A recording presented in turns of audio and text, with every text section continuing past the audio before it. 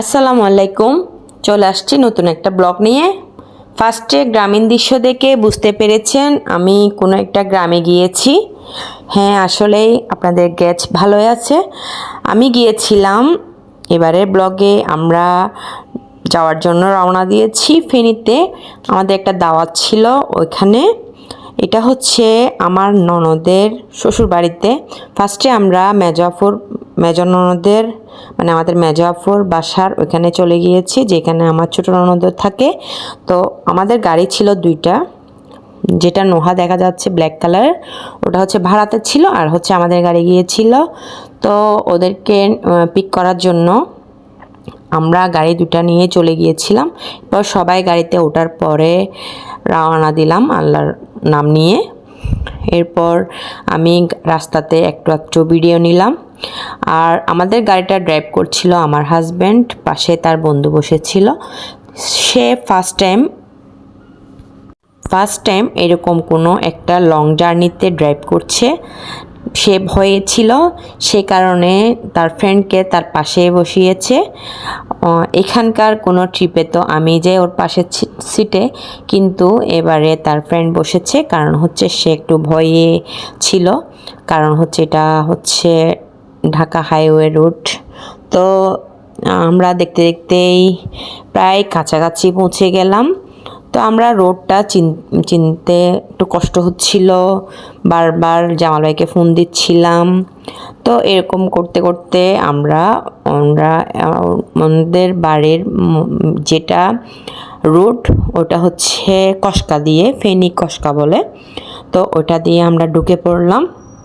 এরপর হচ্ছে এই যে গ্রামীণ চিহ্ন, গ্রামীণ ছবিগুলো দেখতে পাচ্ছেন, ওটা হচ্ছে মানে ওনাদের বাড়িতে ঢুকতে অনেকটাই পথ লাগে। তো আমরা জিজ্ঞেস করে করে আর হচ্ছে আমরা গিয়ে পৌঁছাতে একটু দেরি হয়ে গিয়েছিল। জামাল ভাই মসজিদে ঢুকে গিয়েছে, সে কারণে আর ওনার সাথে কন্ট্যাক্ট করতে না পেরে আমরা মানুষ থেকে জিজ্ঞেস করে করেই আসলে বাড়িটাতে যাওয়া।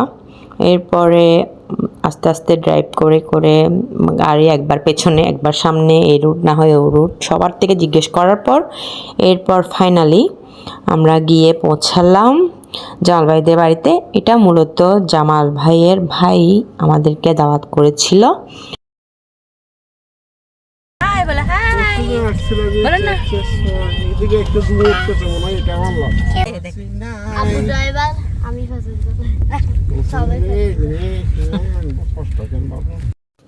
এরপর ফাইনালি আলহামদুলিল্লাহ আমরা গিয়ে পৌঁছালাম জামাল ভাইদের বাড়িতে।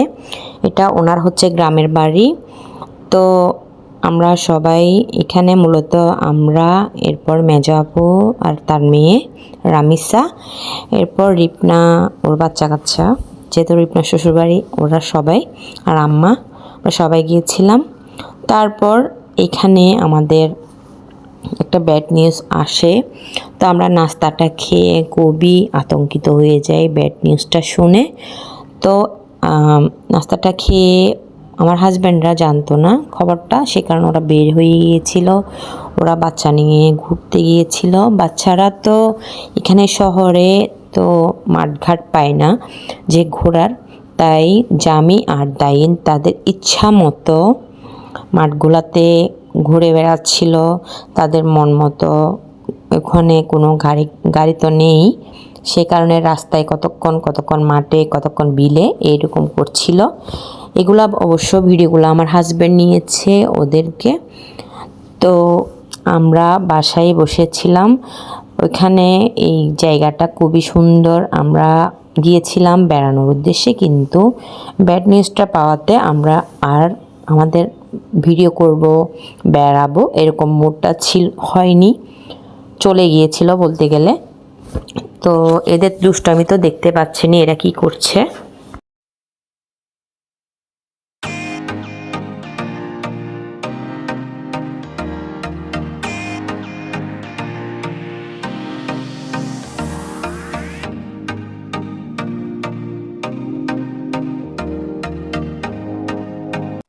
এদিকে হাঁটতে হাঁটতে আমি একটু ছাদে উঠলাম, দেখতে পেলাম ছাদ থেকে রামিসা আর আমার মেয়ে দুটোটা, ওরা ওদের মন মতো করে হেঁটে বেড়াচ্ছে। তো ওদেরকে একটু ভিডিও করলাম। এরপর হচ্ছে পুরা ওদের এরিয়াটা জামাল ভাইদের ঘরের ছাদে উঠে পুরা এরিয়াটা ওদের ছাদ সহ দেখানোর চেষ্টা করলাম। এরপর হচ্ছে ওদের যে আয়োজন ওটাও একটু ভিডিও করলাম। সবাই বাইরেই ছিল, কারণ গ্রামের পরিবেশটা দেখলে সবারই ভালো লাগে। তো সবাই বাইরে ছিল, আমরা ওই যে ব্যাড নিউজ পড়লাম ওইটার কারণে আমরা একটু বের হইনি।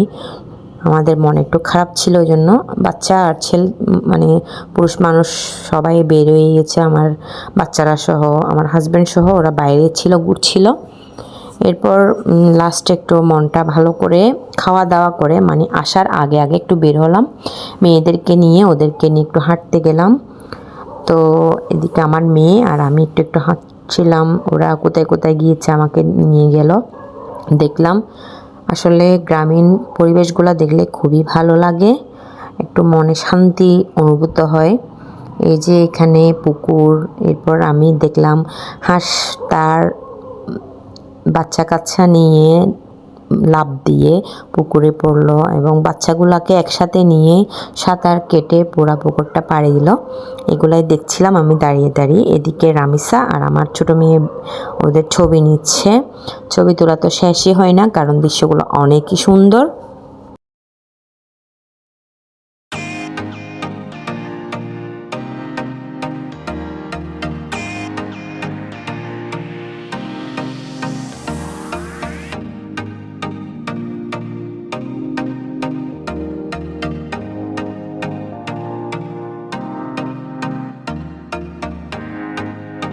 হাঁটি শেষ করে আমরা আবারও ঘরে চলে আসছি, কারণ আমাদের বাড়ি ফেরা লাগবে খুব তাড়াতাড়ি। ব্যাড নিউজটা পাওয়ার পরে, ব্যাড নিউজটা হচ্ছিল আমার চাচা শ্বশুর, যেটা আমার সবগুলা চাচা শ্বশুরের মধ্যে যিনি লাস্ট বেঁচে ছিল উনি মারা গিয়েছে।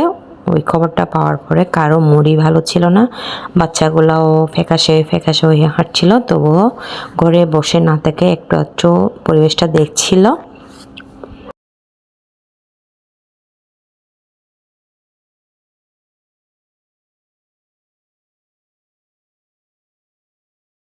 ফার্স্টে ভুলে গিয়েছিলাম ঢোকার সময় ভিডিও নিতে, তো মনে করেছিলাম খেয়ে দিয়ে এরপর সবগুলো ভিডিও ভালো করে নিব। এর মধ্যে ব্যাড নিউজটা আসা, সেজন্য ভালো করে ভিডিও নেওয়া হয়নি, যা নিয়েছি তাই আপনাদের সাথে শেয়ার করলাম। এরপর আমরা খাওয়া দাওয়াটা শেষ করে তাড়াতাড়ি রওনা দিয়েছি। আমরা পৌঁছেছিলাম প্রায় 2টার কাছাকাছি, 1:30 2টার, আবার 5টার দিকে রওনা দিয়েছি। এর মধ্যে জোনাই একটু কান্না করছিল, তার মুড খুব খারাপ ছিল, কতক্ষণ ভালো কতক্ষণ খারাপ, কান্না করতে করতে বেরিয়ে পড়লাম ওকে নিয়ে। ওর কান্না চলছিলই, এর মধ্যে একটু আবার মুডটা ভালো হয়েছে আবারও। তারপর লাস্ট পর্যন্ত ও ঘুমিয়ে গিয়েছিল। তো গ্রামীণ পরিবেশ একটু আধটু ভিডিওতে দেখার চেষ্টা করলাম। আমরা চলে আসলাম আলহামদুলিল্লাহ আমাদের জায়গায়। তো সবাই ভালো থাকবেন, আমাদের ভিডিওটা ভালো লেগে থাকলে সবাই একটা লাইক দিয়ে যাবেন, আমাদের জন্য দোয়া করবেন। আল্লাহ হাফেজ, আসসালামু আলাইকুম।